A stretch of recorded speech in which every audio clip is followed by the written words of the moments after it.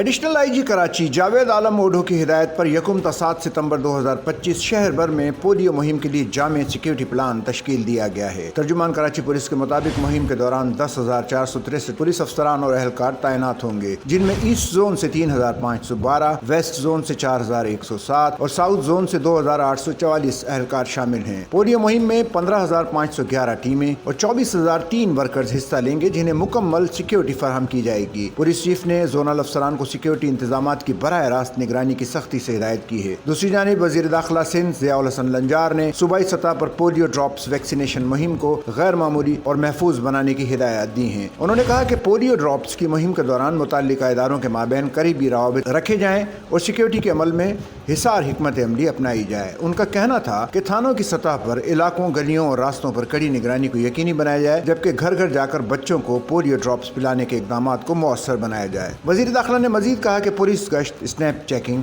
اور ناکہ بندی کو مزید سخت کیا جائے اور ضلعی ایس ایس پی سیکیورٹی انتظامات کی براہ راست نگرانی کریں۔ ایس ایچ اوز کی علاقوں میں موجودگی پر بھی خصوصی زور دیا گیا۔